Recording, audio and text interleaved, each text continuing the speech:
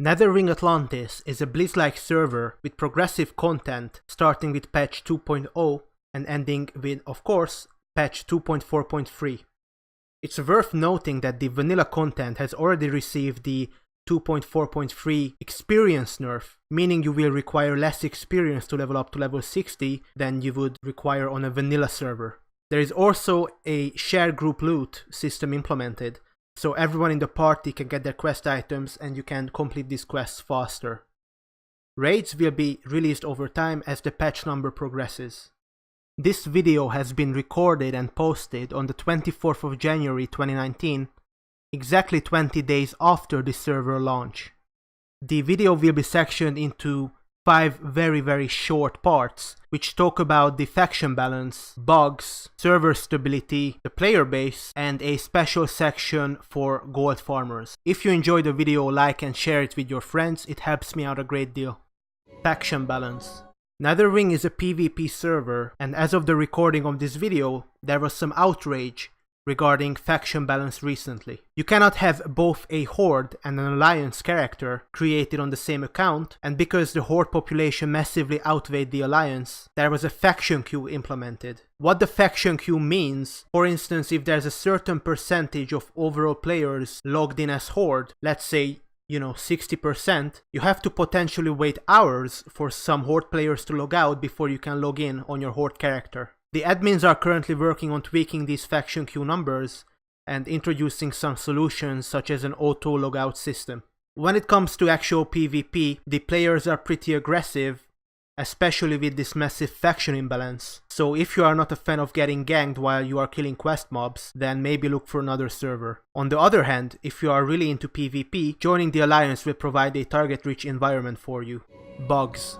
As far as I've been told, Netherwing doesn't use any sort of scripting. Unfortunately, the game has a wide variety of bugs, which range from minor to painstakingly annoying. Some people get massive FPS drops, and a lot of people get kicked out of their guilds when they log out, believe it or not.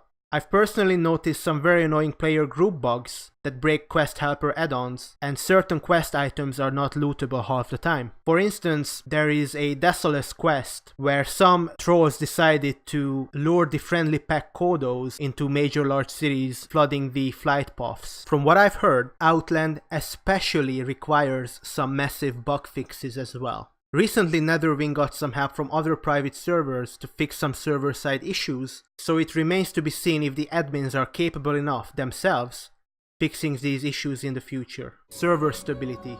Partially because of the aforementioned bugs, the server needs a few restarts every single day. These server restarts used to happen just out of the blue, without any warning, so as you can imagine, this has left a lot of players very frustrated, so they left the server altogether. As of the recording of this video, the admins do give a warning of at least 30 minutes before a server restart, but as you can imagine, this is still annoying, especially if you are in a dungeon or a raid. In my experience, there is always at least 1 or 2 seconds of lag present on the server for everybody. Player base.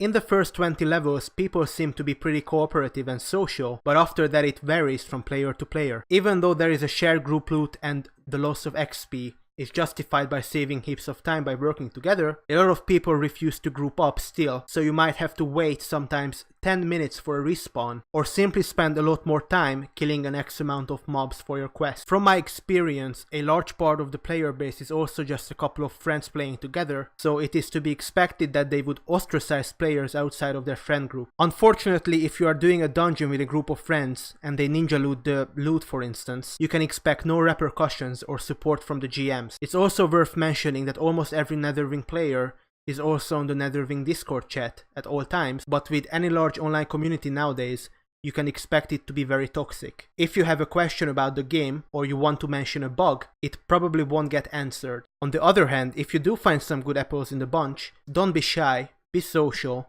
because you can also find some genuinely great people on the server. Gold farmers. I wanted to talk about the gold farmers on the server in a special section. As of the recording of this video, the gold farmers pose a massive annoyance on Netherwing. Every hour, on average, I would get about 3 to 4 whispers from gold farmers. Now, I put every whisper on my ignore list, but it doesn't matter because these are 3 to 4 new accounts.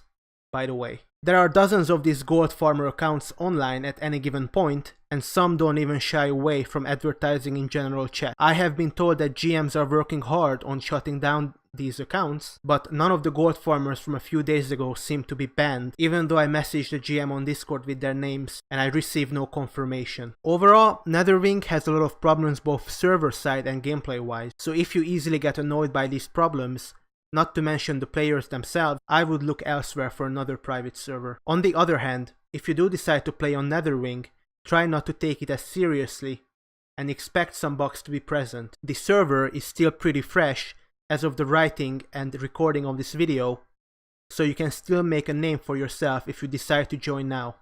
This has been Two-Siders. Like and share this video with your friendly neighborhood orcs, and I shall see you in the next one. Bye bye.